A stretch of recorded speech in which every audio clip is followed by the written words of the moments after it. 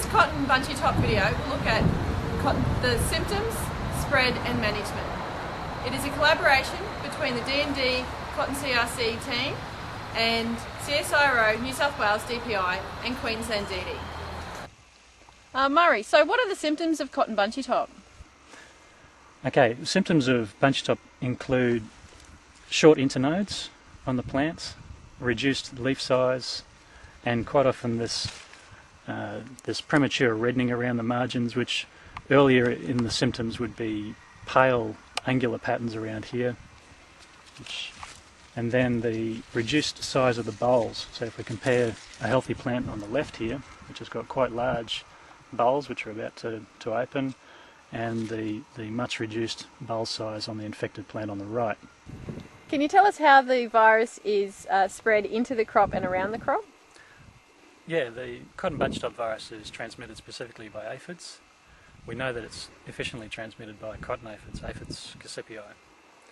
The aphids move into the crop, and if they become established, then they can move slowly between the crops, between the plants in the crop.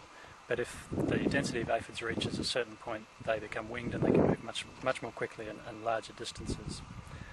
The virus is acquired by the aphid in a very specific manner, so it's only specific species of aphids that can transmit the virus.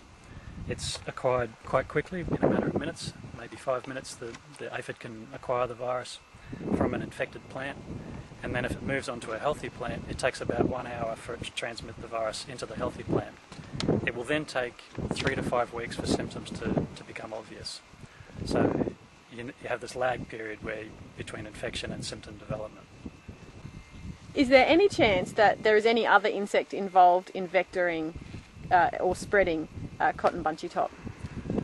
No, at this stage we know that it's transmitted by aphids, and the characteristic of this virus is that it's a very specific relationship between the species of aphid and the virus.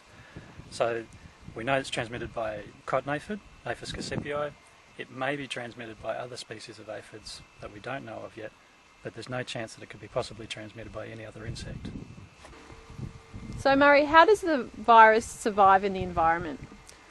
The virus has to survive in living plant material. The virus can't survive in the soil or any other manner, so it must be in live plant material. We know that with cotton Bunchytop virus that cotton is obviously a very good host for it, and we know that it can effectively survive over winter in return and volunteer cotton.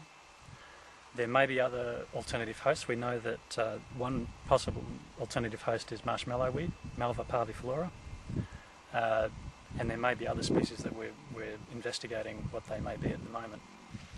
Given that research is still ongoing into looking at alternative hosts, what do we know about what are potential alternate hosts? Okay, well, as I said before, we know that cotton is an effective host, and in many situations it appears that return and volunteer cotton play a major part in transmission of the virus into crops. However, we know that Malva parviflora, which is marshmallow weed, is also an alternative host, and there may be other broadleaf weeds which are alternative hosts, and we're looking into that. And what would be the characteristics of those broadleaf weeds? They would have to be a good host for the virus as well as the vector species, the aphid. So the aphid has to survive on the plant and be able to transmit from that plant into cotton. Murray, what can growers do now to reduce their risk of cotton Bunchytop in their next crop? Okay, well, cotton Bunchytop has to survive in a living plant. So we know that it survives quite effectively in return and volunteer cotton over winter between crops. So it's really important to try to break that green bridge. The virus can only survive in living plant, it can't survive without the plant. So if you can eliminate that plant for a period of time, perhaps weeks, then there'll be no chance of the virus surviving in the environment and then moving into the new crop. So it's important to have a break between crops, so control all of your returns and volunteers close to the crop, and also broadleaf weeds. We know that marshmallow weed is an alternative host, and there may be others, so it's important to try to keep on top of those. If you saw cotton Bunchytop this year, what does that mean? Well, that means that essentially if you've seen cotton Bunchytop in your crop this year, in this season, then you need to be specifically careful of controlling all of the volunteer and ratoon cotton in that crop, because potentially they could be carrying the virus between seasons and into your new crop. Would you see symptoms in those plants? Not necessarily, particularly if they've been ratooned. Sometimes the new growth is difficult to distinguish the symptoms. It's more important to assume that if you've seen it in the crop this season, you treat every volunteer as a suspect. Well, you've talked about host management as a strategy. What about aphid management early season as a strategy for controlling cotton bunchytop? Well, while that's possible, it's a poor option to eliminating the source of the virus initially. It's a much better option to remove the source of the virus between the crops, and you won't have a problem at the start of the crop.